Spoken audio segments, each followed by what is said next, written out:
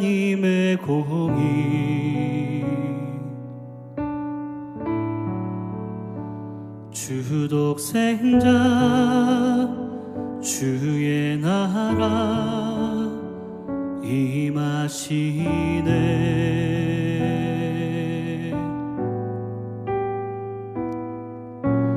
예수 제물이 되신 주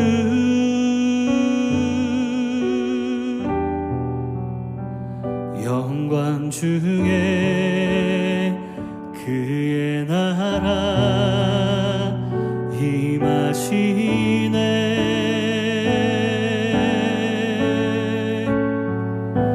주의 나라 영원하며 그의 영광 무궁하리. 왕의 위엄과 능력이 이제 임하였으니 주의 주권과 주의 통치와 주의 나라 힘과 권세 임하네. 예수 하나님의 공의.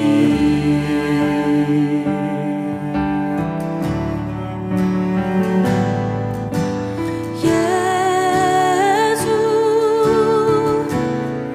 하나님의 사랑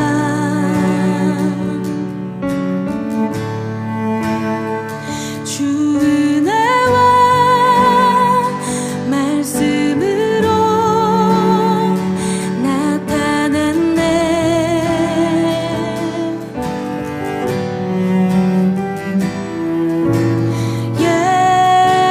예수 거룩한 하나님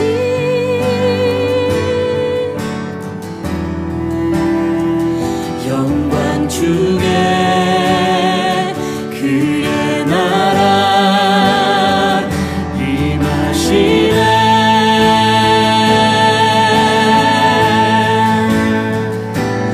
주의 나라 영원하며 그의 영광 무궁하리. 왕의 위엄과 능력이 이제 임하였으니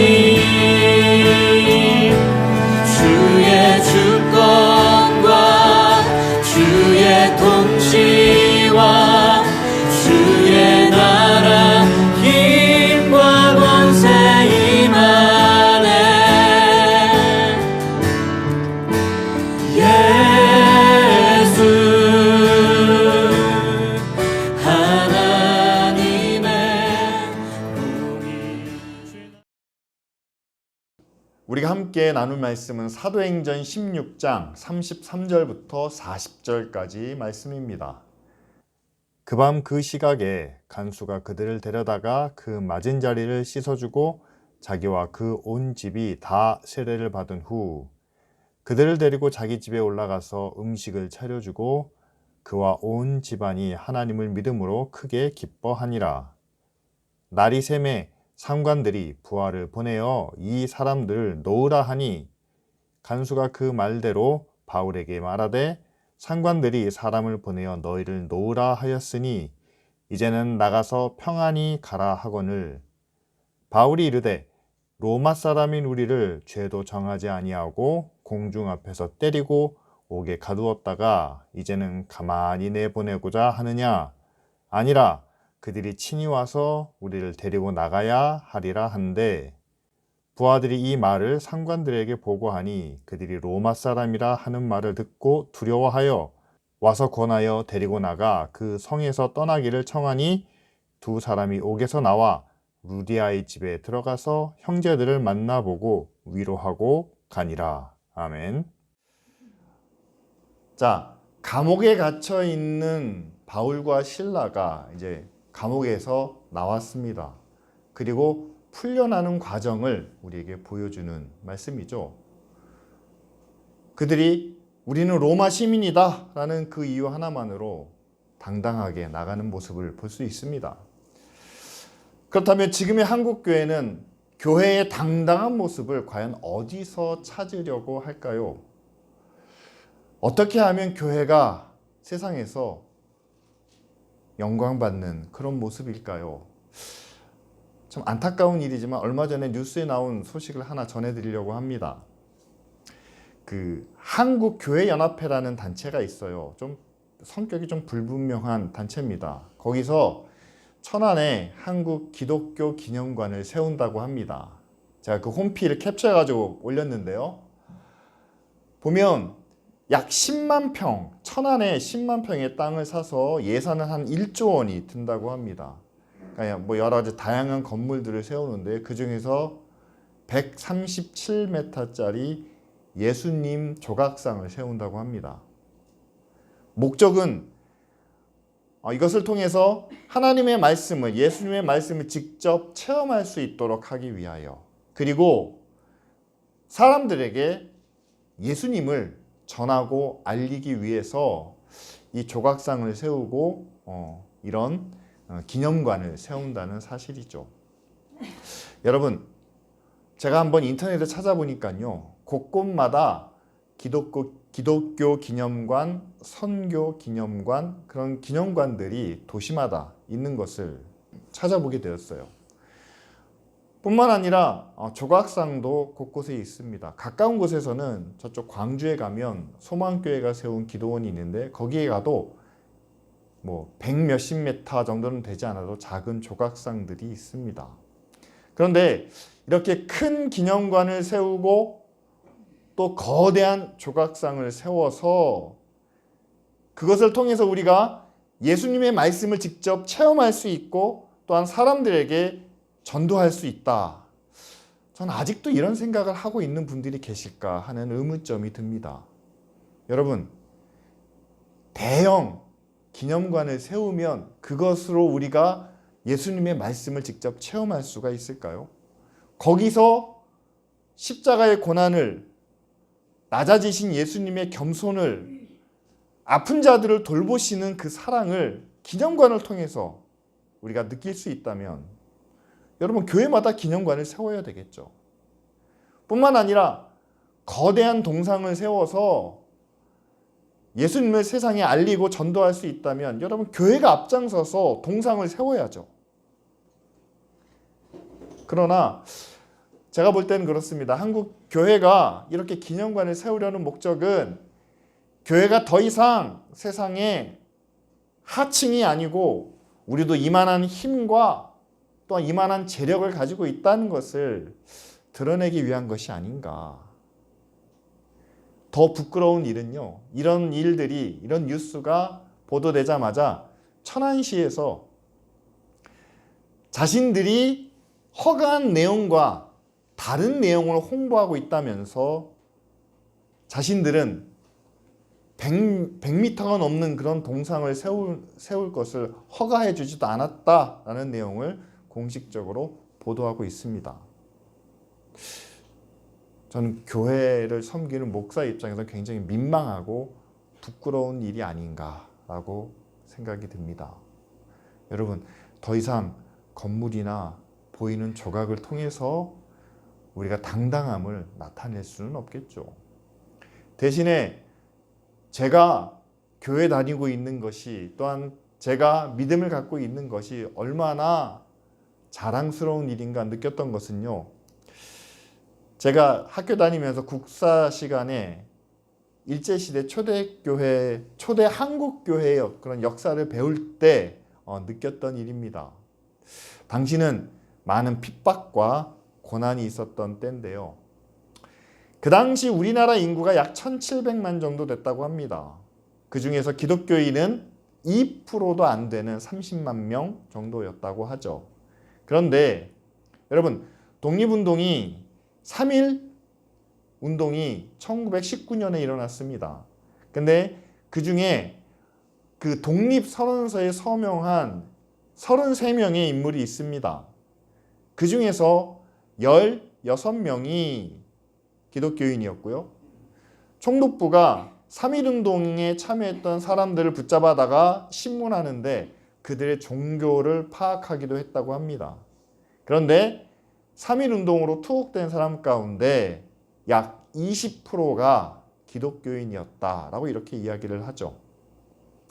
2%밖에 되지 않는 기독교인들이 나라의 독립을 위해서 앞장서서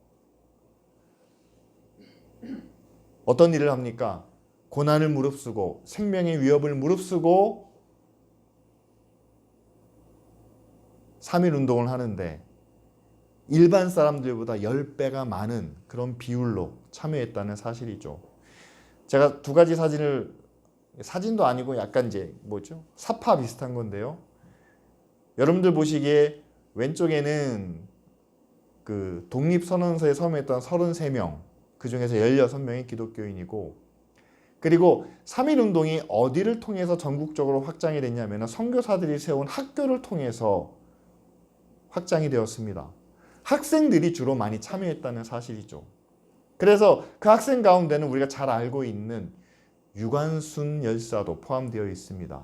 지금 사진 맨 오른쪽 위에 보시면 사진이 너무 작아서 우리가 알아보기 힘들지만 유관순 열사의 사진이 그 당시 이화학당의 학생들과 함께 찍힌 것이 나와 있죠. 이 외에도 뭐 독립운동의 대표적인 인물들이 많이 있지만 오산학교를 세운 이승훈 선생님이 계십니다. 그리고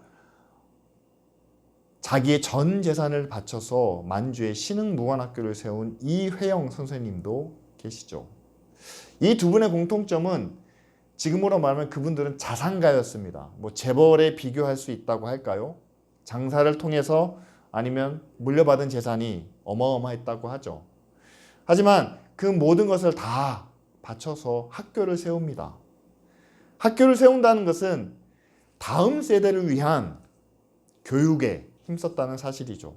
뿐만 아니라 본인 스스로가 믿음의 본을 보인 삶의 모델이 되었던 그런 분들이죠.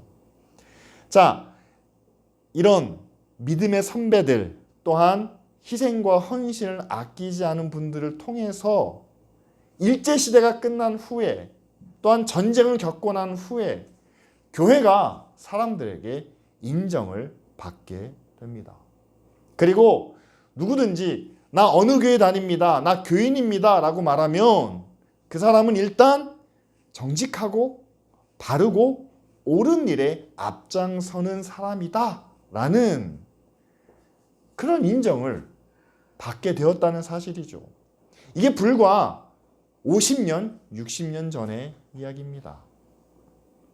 먼저 앞선 사람들의 희생을 통해 그분들의 올바른 모습, 그분들의 의로운 모습을 통해서 그 다음 세대의 교회와 신자들이, 교인들이 당당하게 자신의 믿음을 나타내고 살아가게 되었다는 사실이죠.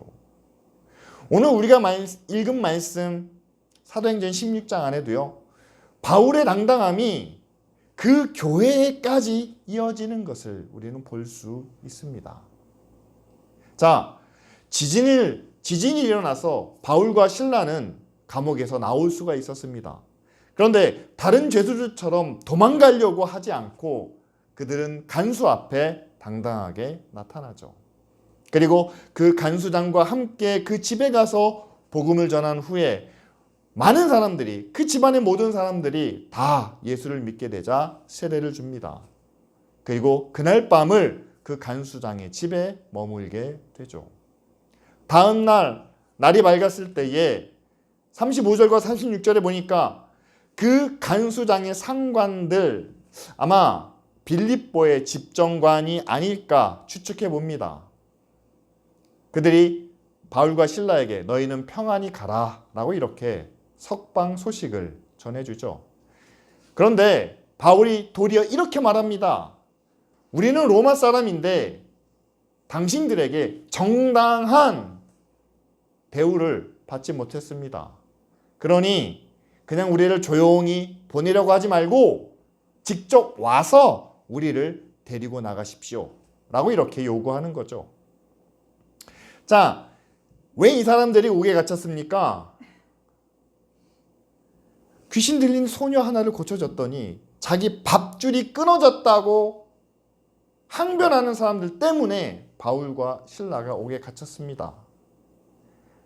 빌립보의 권력자들이 시민들의 요구에 따라 신문도 하지 않고 죄의 여부도 가리지 않고 무조건 옥에 가두고 고문을 가했다는 사실이죠.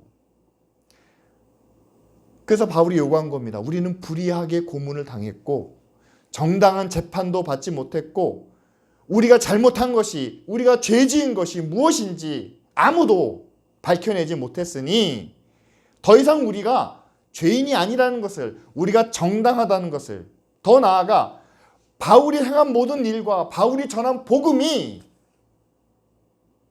잘못된 것이 아니고 그것이 온전하다는 것을 나타내기 위해 빌립보의 가장 높은 사람들이 와서 우리와 함께 나가고, 그리고 그들이 루디아와 그 형제들을 방문하면서 위로하는 그 절차까지 통해서 빌립보 교회가 이제 어떻게 됩니까? 더 이상 빌립보 교회가 사람들에게 손가락질 받는 일은 없겠죠. 그들이 가지고 있는 믿음이, 그들이 전하고 있는 복음이 우리에게 해가 된다, 잘못된 것이다, 이걸 전하면 우리도 감옥에 갈 수 있다 라는 의심과 두려움을 그들이 이겨낼 수 있지 않겠습니까? 여러분, 과연 바울이 자기의 가진 로마의 시민권이나 자기의 당당함이나 내가 이런 사람이야 라고 보여주기 위해서 빌립보의 가장 높은 사람과 함께 당신들이 데리고 나와서 우리를 에스코트 해 주십시오 라고 요구했겠습니까? 과연 교회가 우리 교회는 이 정도야 라고 말하고 싶어서 교회에 건물을 짓고 교회에 다른 부속들을 세우고 뭔가 거창한 일을 하겠습니까? 바울은 그렇지 않았다는 거죠. 만약에 바울이 지금 오늘 우리가 읽은 말씀과는 달리 이제 옥에서 나왔으니 이제는 평안히 가십시오라는 말에 그래 우리 가자, 이제 빌립보에서 떠나서 다음 데살로니가나 다른 지역으로 가자라고 조용히 떠났다면 여러분 어떤 일이 벌어질지 생각해 보실 수 있지 않습니까? 감옥에 갇혔지만 아무도 풀려난 것에 대해서 관심을 갖지 않았을 겁니다. 바울이 옥에 갇힌 것은 그들이 귀신 들린 소녀를 고쳐줬다는 것보다도 그들이 행한 일이 우리에게 해가 된다, 우리에게 방해가 된다라는 구실로 사용됐을 겁니다. 그래서 교회를 향한 핍박이 그들이 하고 있는, 그들이 전하는 복음과 그들이 하고 있는 모든 사역에 대해서 사사건건 시비를 걸 수도 있었을 겁니다. 그런데 이 모든 것을 단번에 막아버린 것은 바울이 그냥 떠나지 않고 우리가 죄 지은 것이 없으니 그것을 입증할 수 있도록 와서 우리를 직접 데리고 나가라. 다시 말하면 바울의 복음도, 바울의 사역도, 바울이 세운 교회도 사회 안에서, 사람들 사이에서 인정받을 수 있도록 해달라는 그런 요구에 바울은 자신의 당당함을 사용했다라는 사실이죠. 여러분, 한국 교회 그 초기 시절에 일제시대 아니면 6.25 전쟁 때 왜 많은 믿음의 사람들이 독립운동에 동참하고 많은 희생과 고통을 겪어야만 했을까요? 선교사들의 교육을 통해서 깨달은 그런 지식이 있고 또한 그들이 깨달은 많은 서양의 문물들이 있었습니다. 여러분, 그들이 배우고 깨달은 것을 잘만 활용하면 그 사회에서 성공할 수도 있었습니다. 상류층에 올라갈 수도 있었습니다. 왜냐하면 많은 사람들이 모르는 새로운 지식과 새로운 정보들을 그들은 알고 있었기 때문이죠. 그런데 그들이 그 새로운 지식과 정보, 그것과 함께 그들이 받아들인 것은 바로 예수 그리스도의 복음이고 말씀이었습니다. 그들 앞에는 두 가지 길이 놓여 있지 않았겠습니까? 남들이 모르는 이런 지식을 가지고 내가 더 높은 자리로 더 많은 것을 누릴 수 있는 그런 성공의 길이 그들 앞에 놓여 있었겠죠. 그러나 그것과 함께 지금 이 나라를 또한 이 땅에 있는 많은 백성들을 돌아보면 고난받고 어려움 당하고 있는 그런 가운데 예수 그리스도께서 주시는 믿음의 말씀은 그렇습니다. 저들을 구원하기 위한 하나님의 사랑을 말씀해 주십니다. 고난받는 자들을, 부당하게 아픔을 겪는 자들에 대한 그들을 그 굴레에서 해방시켜주는 하나님의 의로운 말씀도 또한 그들이 배우고 있습니다. 따라서 여러분, 우리 믿음의 선배들, 초기 교회의 성도들은 그들이 가지고 있는 지식과 정보를 통해서 자신의 편안함을, 자신의 유익을 구하기보다는 하나님의 의의 말씀과 구원의 말씀에 근거해서 그들이 비록 고난을 당하고 박해를 받고 어려움을 겪을지언정 나라의 독립을 위해서 그들보다 더 앞장서고 불의한 것에 맞서 그들이 더 아픔과 고난을 경험하는 그런 길을 선택했다는 사실이죠. 이것을 통해서 우리가 알 수 있는 것은 그렇습니다. 여러분, 우리가 성경 말씀이 우리에게 가르쳐 주시는 의와 진리와 선함을 이루기 위해서는요, 그것을 이름으로 우리가 받을 수 있는 세상의 영광과 은혜와 축복보다는 그것으로 인해 우리가 포기해야 하는, 우리가 내려놔야 하는 내 이익과 만족과 편안함이 있다라는 사실이죠.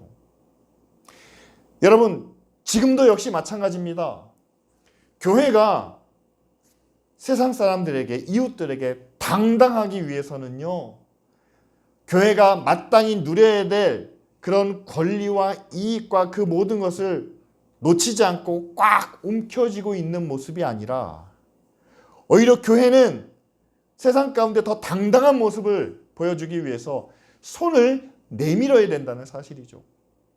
우리가 받은 은혜로 손을 내밀어 그들에게 나누고 그들에게 섬겨야만 교회는 당당할 수 있습니다.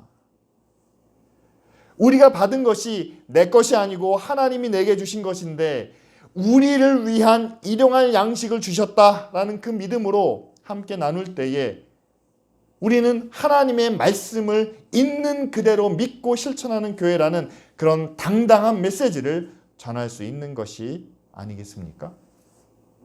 따라서 여러분, 교회가 당당하기 위해서는요, 교회가 전하는 말씀과 교회가 증거하는, 교회가 나타내는 그 사랑과 의와 선함을 온전히 실천할 때만 교회가 당당해질 수 있다는 사실이죠. 여러분, 바울이 마지막 순간에 사람들 앞에서 당당할 수 있었던 이유를 어떤 사람은 이렇게 이야기를 합니다. 바울은 로마 시민권을 가지고 있었으니까 그렇게 당당하게 말할 수 있었습니다 라고 이야기를 하죠. 만약에 바울이 로마 시민이 아니었다면 매맞고 학대당한 후에 감히 나를 이렇게 대우해 라고 말하지 못했을 수 있습니다. 왜냐하면 유대인은 그 당시 식민지 백성이었기 때문이죠. 하지만 아무리 바울이 로마 시민권을 갖고 있다고 해도, 여러분 만약에 로마 시민권을 갖고 있다고 해도 다 당당할 수 있을까요? 그건 아니라는 거죠. 예를 들어 지진으로 옥문이 열렸는데 바울이 야, 문이 열렸다. 야, 이 감옥은 지긋지긋하다. 빨리 나가자. 라고 피해버렸다면, 그리고 사람들이 나가라고 했을 때 평안히 가라라고 했을 때 그냥 가자. 감히 빌립보의 집정관이나 힘 있는 사람 앞에 나와서 나를 데리고 나가시오 라는 요구, 그랬다가 또 어떤 봉변을 당할지 모른다는 두려움 때문에 그냥 외면해 버렸다면, 여러분 오늘 말씀은 우리 가운데 기록될 수 없는 내용이 되었을 겁니다. 그렇지만 바울은 어떻습니까? 끝까지 자신의 당당함을 유지해 나갔다는 사실이죠. 오히려 바울은 자신이 로마 시민권을 갖고 있다는 사실을 그렇게 드러내는 그런 사람은 아닙니다. 오히려 빌립보서 3장 20절에 보면 우리의 시민권은 하늘에 있다라고 이렇게 소개하죠. 바울은 다양한 경험과 또한 다양한 지식과 모든 것을 갖추고 있지만, 그러나 그 모든 것을 자신은 배설물과 같이 여긴다라고 말했던 사람입니다. 대신에 바울에게 있어 가장 소중한 것은 바로 하늘에 있는 그 하나님의 나라에 갈 수 있는 천국의 시민권이 그에게는 가장 중요하다라고 이렇게 고백을 하죠. 여러분, 우리에게도 우리가 고백할 수 있는, 우리가 내세울 수 있는 당당함이 과연 어디에 근거하고 있는지 돌아보시기를 바랍니다. 기쁜 우리 교회가 정말 우리가 당당한가? 우리가 믿음 안에서, 말씀 안에서 구원받은 하나님의 자녀로서 당당한가를 검증할 수 있는 가장 좋은 환경이라고 저는 생각을 합니다. 왜냐하면 저희 교회는 세상적으로 내세울 수 있는 게 아무것도 없어요. 목사인 저를 봐도 제가 어디 가서 뭘 자랑할 수 있겠습니까? 가장 큰 교단이라고 자랑할 수 있겠습니까? 가장 보수적인 신학을 공부했다고 자랑을 하겠습니까? 여러분들은 뭘 자랑하시겠습니까? 우리는 그래도 서울 시내에 있다는 것, 우리는 탄자니아도 돕고 다문화 사역도 하고 여러 가지 일을 하고 있다는 것, 과연 여러분은 뭘 가지고 당당한 그리스도인이라고 살아가실 수 있겠습니까? 주변에 많은 사람들이 자랑하는 걸 보면 우리는 알 수가 있어요. 어떤 분들은 자기 교회를 자랑합니다. 우리 교회는 대형 교회야. 우리 교회 목사님은 이렇게 유명한 분이야. 우리 교회 예배는 정말 이렇게 은혜롭고 모든 것이 풍성하고 모든 것이 넘쳐 라고 자랑할 수 있는 것들이 참 많이 있겠죠. 근데 죄송합니다. 제가 부족해서 저희 교회는 그렇게 자랑할 만한 것이 눈에 보이는 것은 없습니다. 그러나 저는 여러분들에게 말씀드리고 싶습니다. 기쁜 우리 교회는 자랑할 것이 부족할지언정 우리는 세상 누구에게도 당당한 하나님의 교회라는 것을 말씀드리고 싶습니다. 그리고 이 교회를 통해서 여러분들도 당당한 그리스도인으로 살아가실 수 있다는 것을 저는 말씀드리고 싶습니다.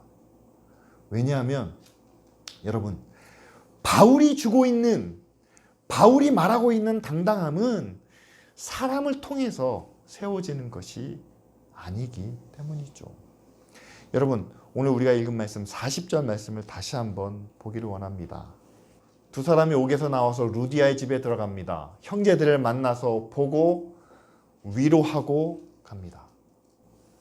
빌립보의 가장 높은 사람들이 지금 바울과 실라를 데리고 감옥에서 나왔습니다.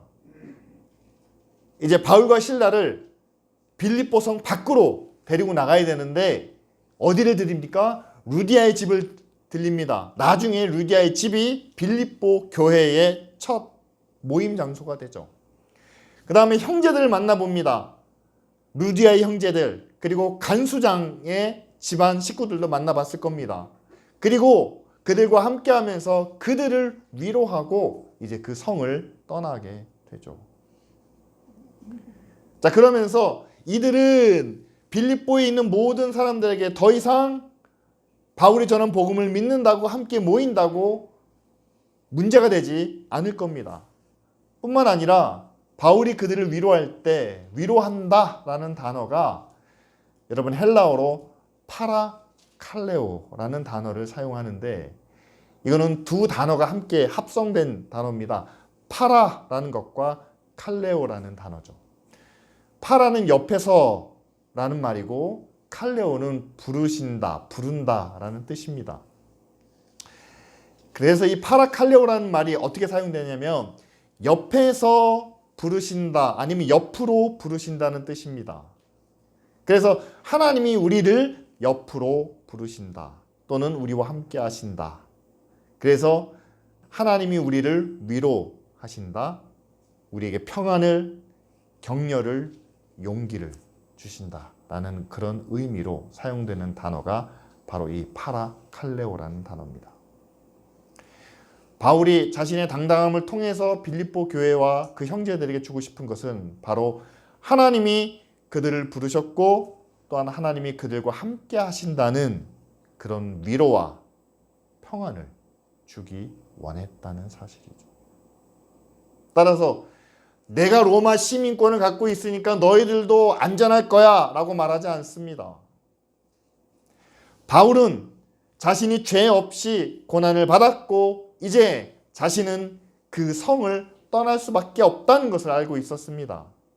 그러나 그의 당당함을 통해서 그의 당당함 자체가 바로 하나님이 그와 함께 하시고 그는 하나님의 자녀, 하나님의 백성이 되었다는 것을 이 떠나는 장면을 통해서 보여주고 있다는 거죠. 마찬가지로 바울을 통해서 복음을 듣고 구원받은 성도들이라면 자기는 떠나지만 하나님은 그들과 함께 하시고 하나님은 그들을 위로하시고 그들에게 평안과 용기를 주실 것이다 라는 메시지를 바로 이 40절 말씀을 통해서 그 장면을 통해서 전해주고 있다는 겁니다. 여러분, 지난 60년 동안 교회가 한국 사회 또한 이 나라 안에서 당당하게 또 많은 사람들에게 인정받고 성장하며 부흥할 수 있었던 것은 바로 우리 믿음의 선배들이 일제시대 때 또는 전쟁을 거치면서 나라를 위해서 헌신하며 희생했고 또한 고난과 어려움 속에서 앞장서 나아갔다는 것을 그 결과를 그 열매를 우리가 누리고 우리가 경험했다는 것을 우리는 보게 됩니다. 그런데 그 세대에서는 교회가 믿음의 사람들이 그런 희생과 고난을 감수했는데 한 세대가 지나고 두 세대가 지난 지금에 있어서는 교회가 세상을 위하여 교회가 사회를 위하여 고난을 겪고 희생을 당하고 어려운 일을 아픈 일을 앞장서서 감당하는 그런 모습이 점점 줄어들고 또한 부족해지고 있습니다. 그런데 우리가 감당하지 못하고 있는 우리가 오히려 외면하는 그런 의로운 일, 그런 선한 일, 오히려 희생하고 헌신하는 그런 일의 결과가 누구에게 영향을 미치는지 아십니까? 우리 자녀들에게 영향을 주고 있다는 사실입니다. 그들이 당당한 하나님의 자녀가 되지 못하고 있습니다. 그들이 교회를 부끄러워합니다. 그들이 신앙을 나타내지 못하고 있습니다.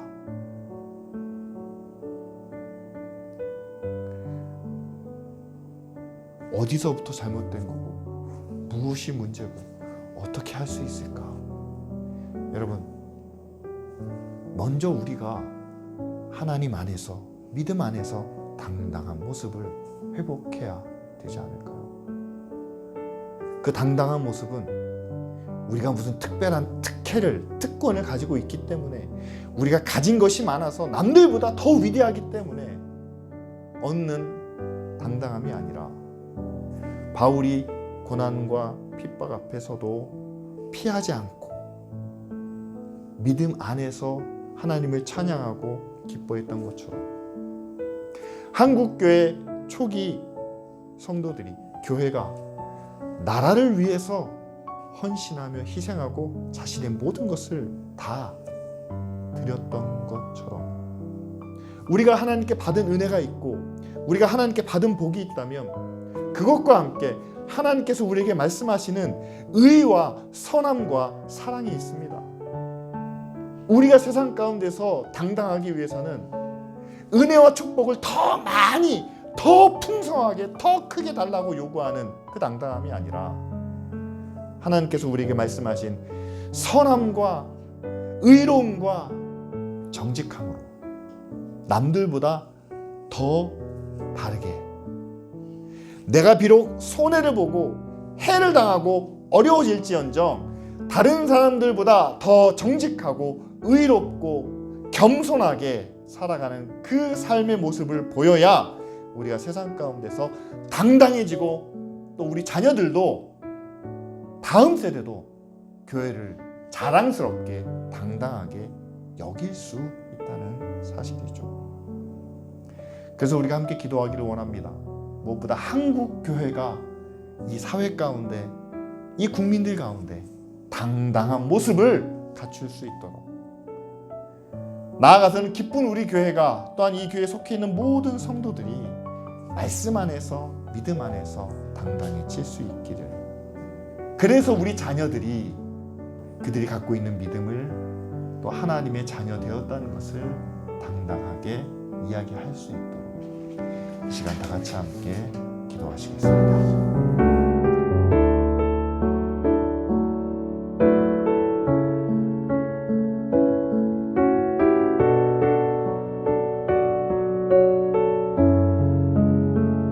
하나님 감사합니다. 지난 세대의 믿음 안에서, 하나님의 의와 사랑 안에서 이 교회를 세우고, 또한 나라와 국가를 위해서 희생하며 헌신하셨던 그 선배들의 그 수고를 통해 지금 우리가 이 사회 안에서 교회가 당당하게 세워지고, 또한 많은 사람들에게 인정받는 것을 감사하며 주님 앞에 찬양을 드립니다. 이제 우리가 바라는 것은, 하나님, 그 모습을 이어받는 저희들 되게 하여 주시옵소서. 교회가 당당하기 위해 세상을 닮아가는 것이 아니라 그들보다 선하고 의롭고 바른 일에 앞장서게 하여 주시옵소서. 비록 우리가 손해를 보고 우리가 해를 입을지언정, 하나님, 우리의 시민권이 하늘에 있는 것을, 우리가 천국 백성인 것을 기억하며, 아버지 하나님, 그것을 마땅히 여길 수 있는 교회가, 또한 믿음의 사람들 되게 하여 주시옵소서. 먼저 우리가 하나님 안에서 당당한 믿음을 갖기 원합니다. 그리고 우리의 모습을 통해서 다음 세대가, 우리 자녀들이 믿음 안에서 당당하게 살아갈 수 있기를 원합니다. 교회를 자랑스러워할 수 있도록 믿음의 삶을, 믿음의 행위를 당당하게 나타낼 수 있는 우리의 자녀들 되게 하여 주시옵소서. 예수 그리스도의 이름으로 기도합니다. 아멘.